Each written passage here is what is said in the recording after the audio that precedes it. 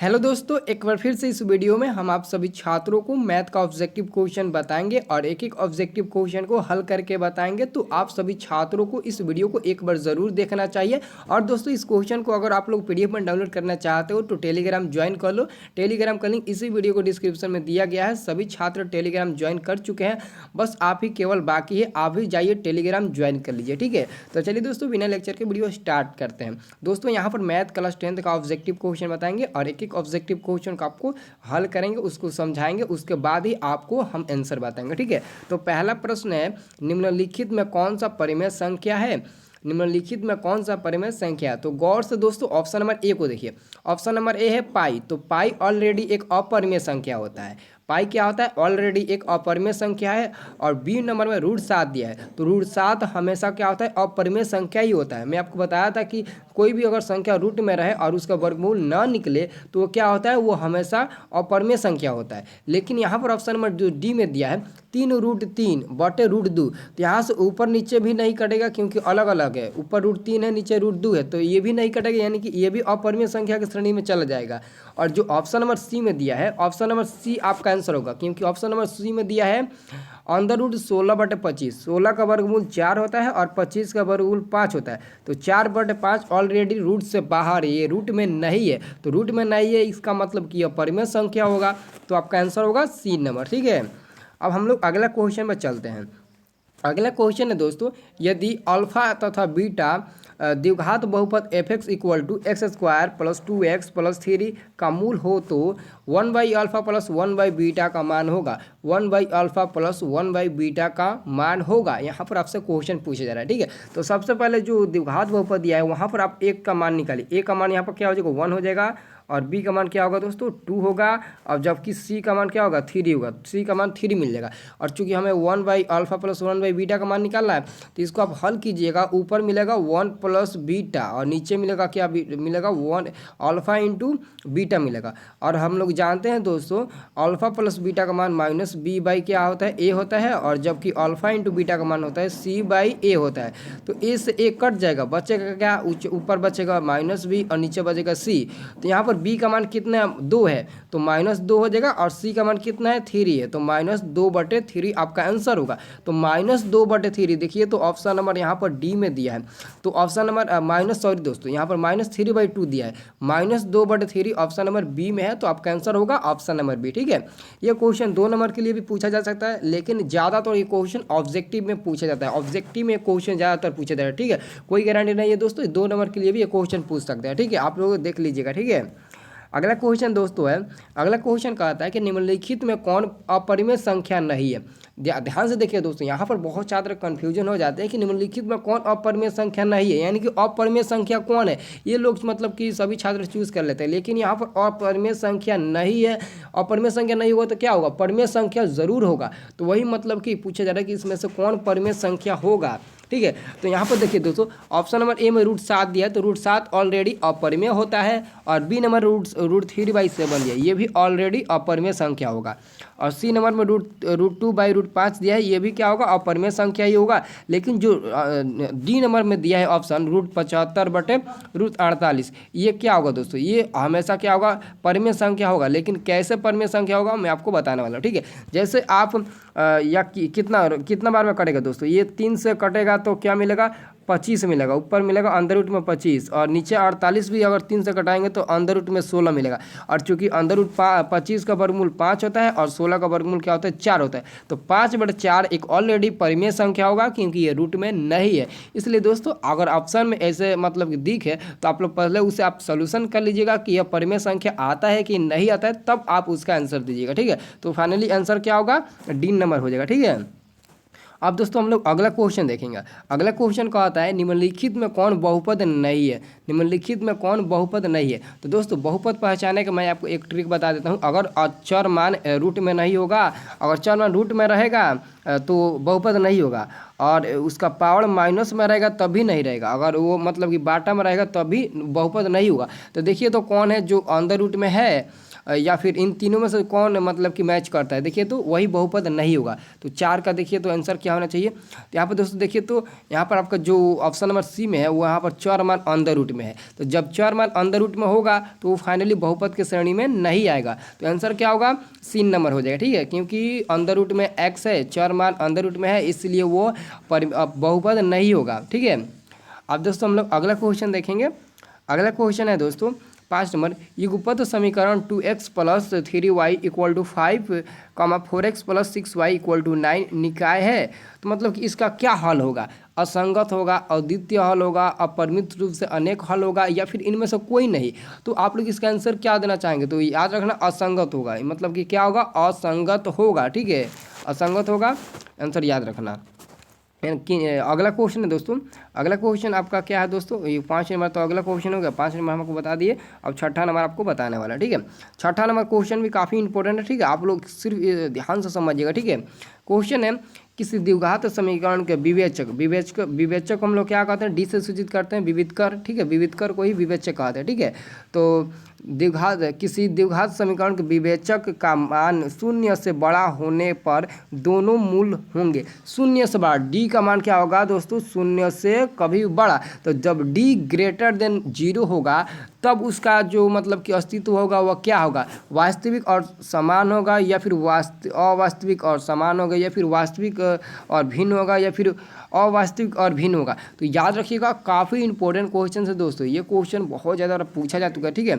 वास्तविक और भिन्न होंगे, भिन्न मतलब कि वास्तविक और असमान, भिन्न मतलब क्या होता है दोस्तों, असमान होता है। तो यानी कि भिन्न, यानी कि आपका आंसर हो जाएगा ऑप्शन नंबर ए। अगर वो ऑप्शन में दिखे वास्तविक और असमान तब आप वहाँ पर भी टिक लगा सकते हैं, क्योंकि वास्तविक और असमान होंगे, ठीक है। और जब D greater than D equal to 0 हो तब वहाँ पर ये काम करेगा, बी नंबर का काम करेगा, लेकिन यहाँ पर 0 से बड़ा कह रहा है, तो आपका आंसर होगा ए नंबर, ठीक है, याद रखना। अगला दोस्तों क्वेश्चन है, समीकरण x plus 2y equal to 9 में यदि x बराबर 5 हो तो y का मान क्या होगा। तो यहाँ पर x का मान 5 दे दिया, तो यहाँ पर x का मान 5 रखिए, प्लस 2y और इक्वल टू 9। तो 2y इक्वल टू 9 में से 5 घटाइएगा तो 4 मिलेगा, तो 2y इक्वल टू 4, और यहाँ से 2 से 4 दो बार में कट जाएगा, यानी कि y बराबर का मिलेगा 2 आंसर। तो 2 आंसर देखिए तो कहाँ है, ऑप्शन नंबर बी में है, तो ऑप्शन नंबर बी पर टिक लगाइएगा, ठीक है। अगला क्वेश्चन है, द्विघात समीकरण 3x² minus 2x plus 1/3 equal to 0 के विवेचक का मान हो गया, यानी कि आपको डी का मान निकालना है, ठीक है। तो आइए हम डी का भी मान निकाल लेते हैं, ठीक है दोस्तों। डी बराबर क्या होता है, डी बराबर फार्मूला होता है b² माइनस 4ac। तो बी का मान यहाँ से क्या मिलेगा, 3 मिलेगा, 3 का स्क्वायर 9 मिलेगा, माइनस 4 ऑलरेडी 4 हो जाएगा, और एक सॉरी दोस्तों यहाँ पर थोड़ा मिसप्रिंट हो गया, ठीक है। डी बराबर क्या होता है, डी बराबर b² माइनस 4ac होता है। तो b का मान यहाँ से -2 है, क्योंकि ये a का मान है, b का मान है, ये c का मान है। तो b का मान -2 है, -2 का स्क्वायर 4 हो जाएगा, फिर -4 इंटू a का मान 3 हो जाएगा, और इंटू c का मान 1/3, ठीक है। तो 3 से 3 कट जाएगा, और 4 - 4 इक्वल टू क्या मिलेगा दोस्तों, 0 मिलेगा। तो 0 ऑप्शन नंबर ए में है, तो ऑप्शन नंबर ए पर टिक लगाइएगा, ठीक है। अगला क्वेश्चन है दोस्तों, AP 4, 10, 16, 22, 28 का सार्वअंतर होगा, यानी कि सार्वअंतर यानी कि आपको डी का पदांतर का मान निकालना है, यानी कि सार्वअंतर डी का मान निकालना है। तो डी का मान निकालने के लिए बहुत ही आसान ट्रिक है, आप लोग दूसरा में से पहला घटाइए, या फिर तीसरा में से दूसरा, या फिर चौथा में से तीसरा, या फिर पाँचवा में से चौथा घटाइए। तो आप 10 में से अगर 4 घटाएंगे तो 6 मिलेगा, 16 में से 10 घटाएंगे तब भी 6 मिलेगा, 22 में से 16 घटाएंगे तब भी 6, 28 में 22 घटाएंगे तब भी 6 मिलेगा, यानी कि 6 बार बार मिलते रहेगा, तो ये AP का काम करेगा। और चूँकि ये जो 6 मिल रहा है यही हमारा डी का काम भी करेगा। तो डी 6 मिल रहा है, तो ऑप्शन नंबर बी में 6 है, तो हम लोग बी पर टिक लगाएंगे, ठीक है। अब दोस्तों हम लोग अगले क्वेश्चन 10 नंबर पर आ चुके हैं। 10 नंबर भी काफ़ी इंपॉर्टेंट क्वेश्चन है, ठीक है। 10 नंबर भी आप क्वेश्चन याद रखना, ठीक है। 10 नंबर प्रश्न दोस्तों कहता है, त्रिभुज ABC में AB एवं AC का मध्य बिंदु D एवं E इस प्रकार है कि DE समांतर BC तथा BC बराबर 8 सेंटीमीटर, तब DE का मान क्या होगा, तब DE का मान क्या होगा। काफ़ी इंपॉर्टेंट। सबसे पहले आप एक त्रिभुज बना लीजिए, ठीक है। जैसे ये मान लेते ये त्रिभुज हो गया, ABC एक त्रिभुज हो गया, ABC। अब यहाँ पर दोस्तों DE समांतर का है, ठीक है, DE समांतर। देखिए तो AB एवं AC मध्य बिंदु D एवं E इस प्रकार है, यानी कि D जो है AB का मध्य बिंदु है, और E जो है AC का मध्य बिंदु है, और DE समांतर ये समांतर इसके है, यानी कि DE समांतर क्या है दोस्तों, DE समांतर BC है, DE समांतर BC है, ठीक है। तब कह रहा है BC का मान अगर दिया है BC का मान क्या दिया है 8 सेंटीमीटर दिया है, तब आपका DE का मान क्या होगा, तब आपका DE का मान क्या होगा। काफ़ी इंपॉर्टेंट क्वेश्चन है, ठीक है। क्वेश्चन नंबर कितना है 10 है। अब तो 10 का आंसर आप लोग क्या दीजिएगा, तो 10 का आंसर आप लोग दीजिएगा 4 मिलेगा। क्या मिलेगा दोस्तों, 4 मिलेगा, ऑप्शन नंबर C मिल जाएगा, ठीक है। आंसर याद रखिएगा, ठीक है। आंसर क्या मिलेगा दोस्तों, 10 का आपका आंसर हो जाएगा ऑप्शन नंबर C, ठीक है। आंसर याद रखिएगा 4 सेंटीमीटर मिलेगा, ठीक है। समांतर है तो दोस्तों बराबर नहीं होगा, आपको समांतर में बराबर नहीं होगा, आपका आंसर 4 मिलेगा। आप इसको सॉल्व कीजिएगा तो 4 मिलेगा, ठीक है। इस क्वेश्चन को हम मतलब अपने टेलीग्राम के चैनल पर इसको सॉल्व करके भेज देंगे, ठीक है। आप लोग वहाँ से देख लीजिएगा इस क्वेश्चन को कैसे 4 प्राप्त हुई यहाँ पर, क्योंकि यहाँ पर ज़्यादा मतलब कि स्पेस चाहिए, तो यहाँ पर ज़्यादा स्पेस तो है नहीं। मैं आपको टेलीग्राम के चैनल पर इसको सॉल्व करके आपको ज़रूर क्वेश्चन दूंगा, ठीक है। अगला क्वेश्चन देखते हैं, समांतर क्या दिया तो समांतर श्रेणी दिया, ठीक है। यहाँ पर श्रेणी गलती लिखा है, ठीक है। समांतर श्रेणी -3, -1/2, 2 का 11वां पद है, यानी कि 11वां पद आपको निकालना है। तो 11वां पद क्या होता है, 11वां पद होता है A + 10D होता है, A + 10D।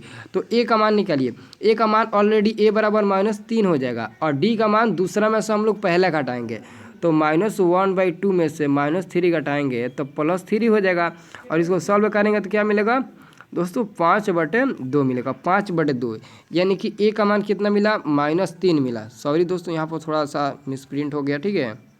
यहाँ पर दोस्तों हम A का मान क्या निकालेंगे, A बराबर हमारा -3 मिल जाएगा, और D बराबर हम क्या करेंगे दूसरा में से पहला घटाते हैं, तो -1/2 में से हम लोग -3 घटाते हैं, -3 घटाते हैं, तो देखिए तो क्या मिलता है D बराबर -1/2 और ये +3 हो जाएगा। फिर इसको हम LCM करके बनाएंगे तो 5/2 मिलेगा। D का मान क्या मिलेगा 5/2 मिलेगा, और A का मान -3 मिलेगा, यानी कि D का मान 5/2 मिला, ठीक है। अब हम लोग 10वां पद निकालते हैं, A + 10D, ठीक है। A + 10D निकालते हैं, तो A का मान -3 है, और +10 गुण D का मान क्या है दोस्तों, D का मान कितना मिला था दोस्तों 5/2 मिला था, कितना मिला था 5/2, ठीक है। तो आप क्या कीजिए, ये कट जाएगा कितना बार में 5 बार में, और 5 में मल्टीप्लाई कीजिएगा तो -3 + 25 मिलेगा, और 25 में से आप दोस्तों -3 घटाइएगा तो ऑलरेडी 22 आंसर मिलेगा। तो 22 आंसर A नंबर में दिया है, तो आपका आंसर भी A नंबर ही होगा, ठीक है। अब दोस्तों अगला क्वेश्चन देखिए, तो अगला क्वेश्चन है दो समरूप त्रिभुज ABC एवं DEF में इनके क्षेत्रफलों का अनुपात निम्नलिखित में कौन सा होगा। तो याद रखिएगा AB का स्क्वायर बराबर क्या होता है, AB का स्क्वायर बटे DE का स्क्वायर होता है, उसके क्षेत्रफलों का अनुपात होता है AB का स्क्वायर बटे DB का स्क्वायर। दो मतलब कि त्रिभुज है, एक त्रिभुज ये हो गया और एक त्रिभुज ये हो गया, दोनों क्या है समरूप है, और ये ABC है और ये क्या है DEF है, क्या है DEF है, और दोनों समरूप है। तो क्या होगा AB का स्क्वायर बाटा यहाँ पर DE का स्क्वायर होगा, और AC का स्क्वायर यहाँ पर DE का होगा, DF का होगा, और BC का होगा E का मतलब बाटा होगा, ठीक है। तो ऐसे करके होगा, तो आपका आंसर मिलेगा बिल्कुल सही मिलेगा C नंबर, ठीक है, याद रखना। अब हम लोग अगले क्वेश्चन में चलते हैं। अगला क्वेश्चन है 13 नंबर प्रश्न है, बिंदु 4, -3 किस चतुर्थांश में स्थित है। तो मैं आपको चतुर्थांश पहचानने को बताया था कि पहला में प्लस प्लस होता है, दूसरा में माइनस प्लस, तीसरा में माइनस माइनस होता है, और चौथा में प्लस माइनस होता है। तो देखिए तो कौन मैच करता है, पहले प्लस है उसके बाद से माइनस है, ठीक है। हमको चिन्ह देखना है, ठीक है। तो प्लस माइनस चौथा घर में है, तो चतुर्थ हो जाएगा D नंबर, ठीक है। 14 नंबर प्रश्न है, यदि A + B बराबर 90 डिग्री तो cos A का मान क्या होगा। तो ऑलरेडी दोस्तों A + B बराबर 90 डिग्री दे दिया, तो हमको cos A का मान निकालना है। तो सबसे पहले हम A + B से हम लोग A का मान निकालते हैं, तो क्या मिलेगा 90 - B मिलेगा, और A की जगह पर हम लोग क्या करते हैं cos A की जगह पर 90 - B कर देते हैं, और cos 90 - थीटा क्या होता है cos थीटा साइन थीटा होता है, तो साइन क्या हो जाएगा थीटा की जगह B है तो साइन B हो जाएगा, और साइन B यहाँ पर C नंबर में दिया है, कहाँ दिया है साइन B C नंबर में दिया है, तो C पर टिक लगाएंगे, ठीक है। अगला दोस्तों क्वेश्चन का आता है कि बिंदुओं एक का मान दिया है 4,5 तथा B का मान दिया है 6,5 को मिलाने वाली रेखा का मध्य बिंदु आपको ज्ञात करना है। तो क्या कीजिए दोस्तों, इसका पहला जोड़कर 2 से भाग दीजिए, तो 6 4 10, और 10 को हम लोग 2 से भाग देंगे तो 5 मिलेगा। फिर इसका दूसरा जोड़कर 2 से भाग दीजिए, तो और 5 5 10, और उसके फिर हम 2 से भाग देंगे तो 5 ही मिलेगा, यानी कि दोनों का पहला जोड़कर 2 से भाग देंगे, फिर दोनों का दूसरा जोड़कर 2 से भाग देंगे, जो आंसर मिलेगा वही आंसर होगा, ठीक है। तो B नंबर मैच कर रहा है 5,5, तो आपका आंसर वही होगा, ठीक है। अब दोस्तों अगला क्वेश्चन हम देखेंगे। अगला क्वेश्चन है, यदि 3 थीटा बराबर 90 डिग्री तो कॉस थीटा का मान क्या होगा। तो ऑलरेडी यहाँ पर 3 से 90 कट जाएगा 30 बार में, तो थीटा बराबर एक्चुअली में 30 डिग्री मिल जाएगा। थीटा बराबर क्या मिलेगा 30 डिग्री में, और कॉस हम थीटा की जगह पर 30 लिख सकते हैं। और कॉस 30 का मान क्या होता है, √3/2 होता है, हम लोग जानते हैं। ठीक है, हम लोग याद किए हैं कि कॉस 30 का मान √3/2 होता है। ठीक है, अब दोस्तों हम लोग अगला क्वेश्चन 17 नंबर पर चलते हैं। ठीक है, 17 नंबर प्रश्न कहता है कि यदि सूर्य का उन्नयन कोण 60 डिग्री है तब 30 मीटर छम्बा बना उदग्र मीनार की ऊंचाई आपको ज्ञात करना है। तो सबसे पहले दोस्तों इसको आप फिगर इसका बना लीजिए। जैसे मान लेते हैं कि ये उदग्र मीनार है और इसकी जो छाया है यही छाया है। ये छाया कितना है, ये छाया 30 मीटर है। छाया कितना है, तो 30 मीटर है। और यहाँ पर कोण बन रहा है 60 डिग्री का, तो इसकी ऊंचाई आपको ज्ञात करना है। तो ये P का काम करेगा और ये B का काम करेगा। तो आराम से आप tan 60 ले सकते हैं। तो tan 60 बराबर क्या होगा, P/B। तो P का मान ऑलरेडी हमें निकालना है, तो क्या हो जाएगा, H इसको मान लेते हैं। और B का मान कितना दिया, कितना दिया, 30 दिया है, तो 30 लिख सकते हैं। और tan 60 का मान क्या होता है, √3 होता है, =H/30 हो जाएगा। और H बराबर हम गुना करेंगे तो 30 रूट क्या मिलेगा, 30√3 मिलेगा। यानी कि H बराबर क्या मिलेगा, उसका हाइट जो मिलेगा वो क्या मिलेगा, 30√3 मीटर। और आंसर हो जाएगा आपका A नंबर। ठीक है, अब दोस्तों अगला क्वेश्चन देखिए। तो अगला क्वेश्चन 18 नंबर का आता है, वृत्त C, एक वृत्त है COR के अंतः भाग में एक बिंदु P है, निम्नांकित में कौन सत्य है। निम्नांकित में कौन सत्य है, तो B नंबर होगा। R जो है वो बड़ा होगा OP से, R हमेशा बड़ा होगा OP से। ठीक है, अब दोस्तों जैसे हम क्वेश्चन आपको ये 17 नंबर बताए थे, ठीक वैसे ये क्वेश्चन 19 नंबर है। तो इसका आंसर आप बताइए तो कितना होगा। 19 नंबर क्वेश्चन है, मीनार के पाद बिंदु से 15 मीटर की दूरी पर एक मीनार है, और मीनार के पाद बिंदु से 50 मीटर की दूरी पर स्थित एक मीनार का उन्नयन कोण कितना है, 60 डिग्री है। इसका भी उन्नयन कोण 60 डिग्री है। तो आपको इसका ऊंचाई H का इसका भी मान निकालना है, तो इसको भी वैसे ही निकालिएगा। तो tan 60 का मान √3 होगा और नीचे 50 दिया है, तो 50 में √3 में गुना करेंगे तो 50√3 मिलेगा। आंसर मिलेगा B नंबर। ठीक है, अब दोस्तों यहाँ पर अंतिम प्रश्न हम आपको बताने वाला है। ठीक है, अंतिम प्रश्न है, किसी वृत्त पर बाह्य बिंदु से खींची गई स्पर्श रेखा की संख्या कितनी होगी। जैसे ये वृत्त है और वृत्त के एक बाह्य यहाँ पर बिंदु हो जाएगा, और ये वृत्त हम खींचेंगे कितनी स्पर्श रेखा, तो मात्र 2 ही स्पर्श रेखा खींच सकते हैं। एक वृत्त के बाह्य बिंदु से हम लोग वृत्त पर मात्र 2 ही स्पर्श रेखा खींच सकते हैं। तो आंसर क्या होगा, आपका आंसर होगा B नंबर। ठीक है, तो ये वीडियो दोस्तों आपको कैसा लगा हमारे कमेंट सेक्शन में ज़रूर बताइएगा, और क्या एक एक क्वेश्चन को आप अच्छे तरीके से समझ पाए ये भी हमें कमेंट करके ज़रूर बताइएगा। आपको अगर अच्छा लगेगा तो मैं ऐसे ही और सारे मैथ का ऑब्जेक्टिव क्वेश्चन बताऊंगा। ठीक है, तो फटाफट चैनल को सब्सक्राइब कर लीजिए, सब्सक्राइब नहीं किए हैं तो, और हमारे टेलीग्राम के साथ ज्वाइन नहीं हुए हैं तो जाकर टेलीग्राम भी ज्वाइन कर लीजिए, वहाँ पर आपको बहुत ज़्यादा हेल्प मिलेगा। और फटाफट वीडियो को लाइक करके अपने दोस्तों के पास इस वीडियो को शेयर कर दीजिए, क्योंकि इस वीडियो में हम आपको एक एक क्वेश्चन को हल करके आपको समझ जाए। ठीक है, और उम्मीद करते हैं आपको बहुत अच्छे से समझ भी आया होगा। ठीक है, तो चलिए दोस्तों मिलते हैं नेक्स्ट वाले वीडियो में, तो वहाँ पर देखते हैं इसके बाद का ऑब्जेक्टिव क्वेश्चन आपको मिल सकता है। ठीक है।